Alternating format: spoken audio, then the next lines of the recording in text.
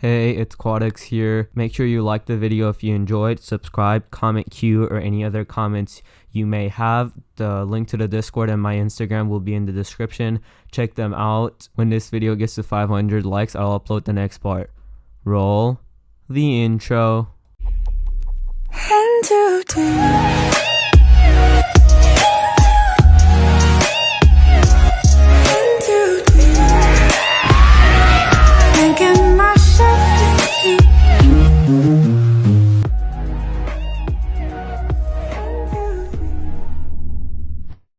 Tamari and Kankuro were supporting Gaara on each of his sides as they made their way back to Suna. With Gaara's defeat, the invasion was moot. Naruto made a good point about Gaara, she thought. They allowed Gaara to push them away, and her efforts had been clearly not enough to make him come back to her. Gaara had pushed them away as well. Their father, in hopes of strengthening Gaara as fast as he could, sent assassins to kill him. While none could go past his sand, Gaara still wanted to be close to them. However, something happened, and suddenly Gaara became the cold person he was. He cared only about himself. She figured that the amount of killing attempts finally broke him, convincing him that no one would care for him or acknowledge his existence. Then Naruto came along and, unlike anyone they had ever met, proceeded to beat Gaara into the ground until he was willing to hear what Naruto had to say. Tamari knew that Naruto had changed Gaara's outlook on life permanently. She'd witnessed hope in Gaara's life for the first time in years. Hope that he could make a life for himself like Naruto had. Tamari, Kankuro, a voice snapped her out of her thoughts. She turned her head to face Gaara, who still not meeting her eyes. Kankuro shot a questioning look at his sister, but his confusion turned to shock when Gaara uttered a single word. Sorry. Both the older siblings were shocked that Gaara apologized to them. For years, Gaara viewed them as beneath him. For him to apologize, it meant Naruto's words had a deep effect on him. Tamari smiled. They were in Naruto's debt for this. It's okay, little brother. Kakashi looked tiredly around the stadium. A large number of bodies were still littered around almost in every part of the arena, either covered in blood or outright crushed. He blamed Guy for all of this. That man seemed to make everything a competition between them, for some reason that even he doesn't know. Kakashi always indulged in those things. Guy had made a bet that he could kill more enemies than Kakashi. Kakashi, being the dutiful eternal that he was, agreed to the bet. After almost an hour of continuous fighting, the enemy had finally stopped coming into the stadium. Guy was standing on the other side of the arena. He waved energetically at Kakashi. Yo, Kakashi! How much is your count? Is there an end to this youth? Kakashi tiredly thought, but answered anyway. 57, he answered in a bored tone. Just as he predicted, Guy shifted to a completely different personality. Oh, Kakashi, it seems you have won again, my eternal rival. It was no secret in Konoha that he and Guy were eternal rivals. Kakashi was thankful for his face mask every time Guy chose to announce their rivalry publicly. That man had no sense of stealth whatsoever. People already questioned if he was mentally fit to be a ninja. It won't do for them to start questioning him as well. Kakashi mentally sighed. His best friend was a pain in the butt. Just as he was about to approach Guy, Sasuke suddenly appeared beside him, with Sakura unconscious on his back. Kakashi already had a kunai out ready, but lowered it once he saw who it was. He watched amused as Sasuke blinked, no doubt disoriented from the sudden travel, and proceeded to curse in a way that Kakashi almost blushed, though he couldn't hold back the perverted giggle upon seeing his student's position. I'm not saying that. I told him not to do that, Sasuke shouted before spotting Kakashi. He raised an eyebrow in a deadpan upon hearing the perverted giggle. What is it? Kakashi was more than happy to point it out. I wonder what you plan on doing with her, Sasuke. Especially since you're carrying her when she's unconscious. Sasuke blinked, not understanding the reference at first. Then he remembered that his sensei was a pervert, and then his face suddenly turned red. Don't make such useless assumptions, you perverted jerk. Kakashi refrained from commenting that this might be a proof of a claim Naruto had made some time ago. He might be gay after all. He then turned to face the purple barrier in which his leader was trapped. He could only hope that the Sandaime would manage to survive against his former student. Things were not going well for Hiruzen. Orochimaru had been right. He was not as strong as he was 10 years ago, let alone his prime, and it showed. His movements were slow. His chakra capacity, even though it hadn't deteriorated with age, he had a limit to what he could exert now. If he exerted more, his chakra coils were in danger of permanent damage. And don't even get him started on his old joints. He and Orochimaru engaged first in taijutsu, which rapidly progressed into ninjutsu. At one point, Hiruzen had even managed to corner his students again. With a smirk, he had thought, "Looks like I still got it." Got it. His ass. Orochimaru had blocked his attacks by pulling up coffins of all things. From then on, it was no longer funny. In fact, Hiruzen was outraged that Orochimaru had the nerve and the spine to do such a vile thing. Orochimaru had defiled the graves of both of his senseis. Hiruzen had watched with horror-filled eyes as Orochimaru opened the graves to allow the now resurrected Shodai and Naidai Hokage to walk out. And they looked terrible. Both their skin was deadly pale. It was rightly so. Orochimaru had forcefully called the dead into the land of the living. Hiruzen had to stop himself from facepalming when the former Hokages finally opened their mouths to speak. Even though Hiruzen knew that the Hashirama sensei was a peculiar man with his unusually boisterous and seemingly idiotic nature, it was Tobirama sensei who knew Hiruzen the best. It was scary how easily he could read his students. Hiruzen even suspected that Tobirama knew that he was a closet pervert, but he didn't really know, for the man never called him out on it. Only Hashirama knew of that fact, and even he had found out by accident. But enough of that. The first words that her Hashirama sensei had spoke were, "Is that you, Sarutobi? It has been a long time." Hiruzen had cringed how much dead he had sounded, but somehow that same tone from Tobirama didn't surprise him at all. In fact, it was all he could do from facepalming. "You have gotten old, Saru." The man was always blunt like that. Turns out it was an extremely vile jutsu that had been created by Tobirama. Edo Tensei was a jutsu that binds the soul of a deceased person to a living vessel, restoring the deceased as they were when they were alive in order to do their summoner's bidding. It was the ultimate insult one could give to the dead. Why Tobirama sensei created this, he would never know. And how Orochimaru got a hold of this, that also he would never know. Ultimately, Hiruzen had no choice but to fight his former senseis. As the fight between them progressed, Hiruzen noted that while his opponents were certainly strong, they were nowhere near the level they were when they were alive. They were merely puppets that Orochimaru was controlling. Hiruzen would know. He was their prized students after all. But even then, Hiruzen slowly found himself on the losing side of the battle as his age and lack of training in a long time slowly took a toll on him. Even after summoning Enma, who became an incredible adamantine staff, he was put on the ropes by the Shodai's mastery of Mukutan and Naidame's mastery of Suitan. Even if they were puppets, their teamwork was strong enough that Hiruzen was hard-pressed to just dodge those attacks. And if things weren't bad enough already, both the bodies of the former Hokages were seemingly indestructible. Any damage dealt to them was recovered from within seconds.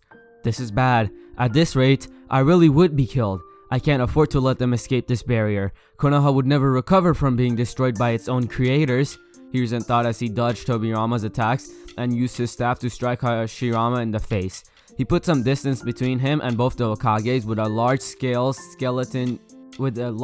Katon Jutsu. He then suddenly remembered what happened before they started fighting. Of course! How could I have forgotten that? Naruto gave me a scroll saying that it had some reinforcements. I really could use a soldier pill right now. He set Enma loose on the Hokages while he untied the scroll. As soon as he saw the slightly changed but still recognizable prison containment cell, he was confused. Why would Naruto give him such a scroll right now? But he had no time to think it over as Enma came skidding back on his feet. Whatever you're doing, hurry up, Sarutobi! Enma shouted in his gruff voice. Hiruzen wasted no more time and spread the scroll on the ground, pushing chakra into it, choosing to trust Naruto. And boy, Naruto knew exactly what reinforcements are. Hiruzen stared dumbfounded at the army of blondes, no doubt shadow clones that Naruto created. He knew Naruto had a ridiculous amount of chakra, but this was a whole new level absurd. he would have to re-evaluate the blonde if he survived. Orochimaru was flabbergasted as to how did the old fool manage to pull this in the middle of the battle. Then he noticed the scroll in his hand. A prisoner containment scroll modified to seal shadow clones, and the look on his face means someone gave it to him. I don't need to be a genius to figure out who, but no matter. 100 shadow clones against 2 Hokages are nothing. They will only buy the fool some time. Sadly, Orochimaru was only partially correct. The entire roof became a field for chaos within seconds. The changes that the first Hokage had made to the roof with his entire Mokuton only added to the clones' advantages, as they took extreme pleasure in causing as much chaos as possible. With Flash Step and Hiraishin, Hiruzen grabbed his opportunity to rest and chuckle. This certainly was useful, but he could see that having shadow clones as backup had its downfall as well. The Hokages proved how formidable they were, for the clones started dispelling only 2 minutes after they were summoned. Hiruzen knew that this was bad, and there was no way he would be able to escape today with his life. He sighed sadly as he thought about his life until today. He had made countless decisions and just as many mistakes. He regretted what he was about to do, but there was no other option, and he was in no way calling Naruto to fight with him. Just as he was about to initiate the sequence for the jutsu that would seal the dead away, a clone flashed beside him. With so many flashes going around, Hiruzen wasn't even surprised. This backup is going to get destroyed in just 10 seconds, he said testedly, watching with growing nervousness as only 20 of them remained now. Hiruzen nodded gravely. When you dispel, pass on my thanks to Naruto. I regret that I won't be escaping alive today. The clone looked at him with a surprised face. Another peculiar thing that Hiruzen had discovered was that each of Naruto's clones had a different personality. One was happy to point out being goofy, one was lazy, one was angry, and there was one that was exactly Naruto, which was the one thing that he found weird. Considering shadow clones are meant to be the user's exact copies, finding an exact copy amongst Naruto's different ones was certainly a new experience. This one seemed prone to be surprised every now and then. He wanted to say something, but words seemed to fail him as he could only close and open his mouth repeatedly. He then sighed, and Hiruzen found his worry growing as a determined look came into his face. If you say that you have no choice, then I'm afraid I have no choice as well. The last clone besides the one was dispelled, and Hiruzen dropped into a stance again, holding Enma. This was his final stand, and he would be damned if he let Orochimaru win. Just as he was about to commence in his attack, he saw the last clone beside him making a half ram seal, dispelling a second later. What was he up to? He suddenly got a very bad feeling in his stomach. Surely he was not going to. His worst fears were confirmed when a flash of blue, the Prime himself, arrived with a cocky smile on his face, no less. Am I late or what? The Anbu standing outside were dumbstruck upon seeing Uzumaki Naruto. It was one thing to see his performance in the matches against 2 very formidable genin. It was a whole nother thing to see him face off against Orochimaru of the Sannin. Naruto could easily take out an A-rank Jonin with what he did in the matches, and the Anbu were willing to bet what they saw was not even half of what Naruto was truly capable of. But Orochimaru was no ordinary A-rank opponent. A high S-rank shinobi trained personally by the Sannin Hokage, he was no joke of an opponent at all. To say the atmosphere was tense was the understatement of the decade. What is he doing? An Anbu barely kept from shouting. The captain narrowed his eyes behind his mask and replied, there is no doubt that Uzumaki Naruto and the Sannin share a close bond. The reinforcement he provided him were the proof of that, if you can call them that. In addition to that, Naruto had successfully anticipated a personal attack on Hokage-sama and prepared accordingly. Now that I think about it, it doesn't surprise me that he was alerted of the battle due to the memories of the numerous Kage Bunshin. One of them must have sent a message to him to personally come here. But he's still just a genin standing in a field of Kage level shinobi. He would... I think that is well established by now that Uzumaki Naruto is no ordinary shinobi at all, the captain calmly refuted. Turning back to the fight, he said in an almost whisper, we just have to trust him. Naruto carefully eyed Orochimaru as he slowly shifted into a stance. This was his second time battling the Sannin, and this time he wouldn't be pulling anything against them. He can't afford to. However, he had to know something first. Why did you do it? Orochimaru was also not quite surprised by Naruto's appearance. His shadow clones must have relayed everything that happened. He used his control on the Edo Tensei to pull back the two Kages for now. Who knows, he might learn something interesting. Why did I do what? Naruto narrowed his eyes in anger. Don't play games with me. Why did you defile the graves of the previous Hokages? You could have easily matched Hokage-sama, even beating him considering he's far from his prime. Orochimaru chuckled, amused by the anger in front of him. I only found it fitting and a little ironic that the people responsible for the birth of this village would also be responsible for its death, along with the Ichibi. Naruto felt rage building within him, but he ruthlessly pushed it back. Now was not the time to lose his mind. I've already received memories of my clone. They did keep you a bit busy, but in the end, they were just clones who can get dispelled in just one hit. So I'll ask you this. What makes you think we'll just let you do what you want? Orochimaru felt a bit of anxiousness creep into him, like something bad was about to happen. Nonetheless, he didn't let this show on his face, keeping up his amused facade. You really think you have what it takes to stop me? Edo Tensei has no exploitable weakness as far as anyone knows. I am the only one who knows how to use it in the first place. Naruto smirked, despite the situation he was in. Be that as it may, you've already lost, Orochimaru of the Sannin. I've already sent the Ichibi running with its tail between his legs. This fact surprised both Orochimaru and Hiruzen. Hiruzen asking with the shock, the Ichibi has been defeated? Naruto gave him a side glance. Of course, I wouldn't be here if he wasn't. Orochimaru found himself growing annoyed. Using Gaara as his weapon was a major part of his plan. To think Naruto managed to defeat him and still have energy left to fight him. He's quickly becoming a pain. He not only managed to defeat Gaara, thereby fooling my invasion by a good margin, but he even gave the old fulsome reinforcement that I didn't even know of. If I don't take care of him now, he'll become a full-blown annoyance for me in the future, the snake summoner thought with a frown. Time to end this battle. Be that as it may, he mocked the young Uzumaki. You can't hope to match the might of the Kages just yet. Maybe in the future, but only if you live through the day. With that, he commanded. Naruto chuckled as he pulled out his own scroll. You should know better than that, you reptilian psychopath. Every jutsu has a weakness. He released the contents of the scroll, and Orochimaru had to fight a groan of annoyance upon seeing a familiar sight. 100 grinning clones once again stood between the two sides of the battlefield. The Hokages halted a bit to reconsider on how to deal with this setback, but Orochimaru forced them to keep going. It's just a matter of finding it. With that, all the clones once again engaged the two Kages with glee, using their advantage their predecessors set for them before they ran out. Naruto then turned to Hiruzen with a serious look on his face. Gigi, tell me what you know about this Edo Tensei. My clones weren't able to tell me much. I'll need everything you know to devise a counter against it. Hiruzen took a moment to study Naruto. With his eyes narrowed and his hair flowing in the wind, Hiruzen was once again reminded of Minato, cold and calculative in battle. Minato had rarely lost against someone, and at his strongest, even Jiraiya had admitted that he could not defeat Minato. To think that his son would grow so powerful as to assist the Hokage in one of his battles, right after defeating a tailed beast. It would be injustice if he were to be promoted to Chunin. Very well.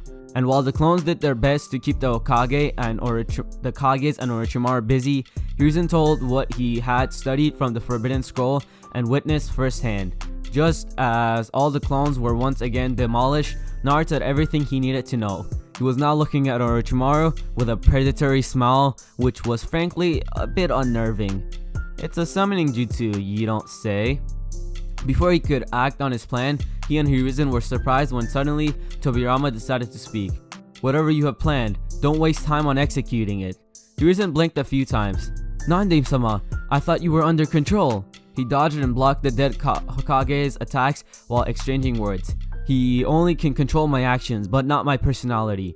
Even though we are compelled to obey his orders, that doesn't mean we can't think and talk for ourselves. And why the hell would you decide to train a student such as that? Hiruzen sighed as Hashirama, who had decided to engage Naruto himself, jumped into the conversation. As always, he was highly eccentric. Naruto called out to his Gigi. Just keep him busy, Gigi. I have a way to stop them from attacking. Hiruzen grit his teeth and snapped back. What do you think I've been doing all this while? Naruto turned back to his fight. He was exchanging blows with the Shodai. More like dodging and flipping. Was evaluating his position in this fight. With all the Kage Bunshin gone, my chakra capacity is roughly a bit more than a third of my actual reserves. Gigi told me that on top of having monstrous reserves of chakra, both the Senju brothers have an ultimate supply of it in their current state, but they're not fighting at full strength, which means we still have a chance. Naruto substituted with a clone seamlessly in the middle of his fighting. However, Hashirama had decades of battle experience. It was foolish to hope that it could have fooled him.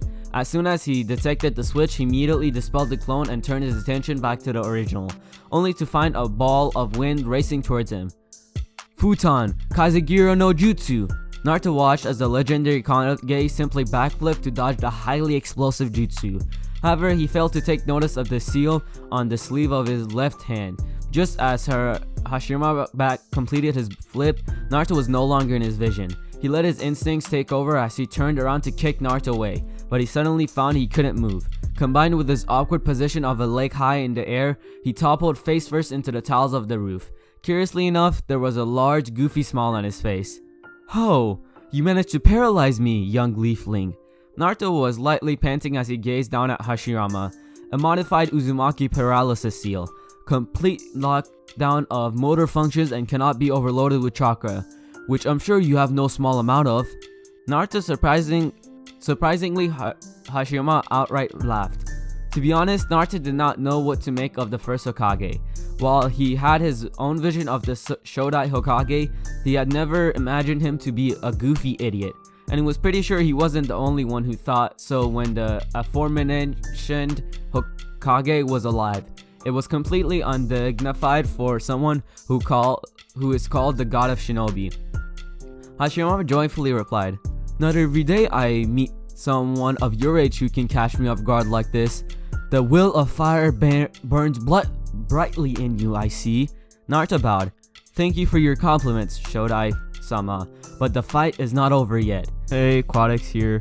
I have a new series called What If Minato Was Sealed Inside of Naruto.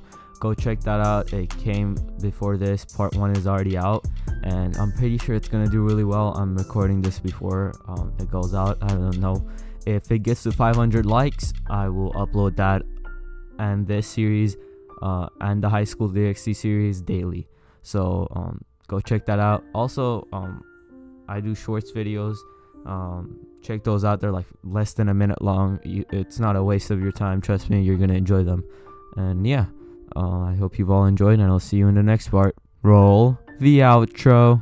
Wanted a bitch who was on the move, but you on a goddamn late. Got that one in my bed and she just wanna sleep. Fucking up all of the sheets. She only wake up to eat. Do this shit every week. Like why you do that? Crying you wanna be great, but sleeping until the next day. Why you do that? Got that much in the bank. We go out, she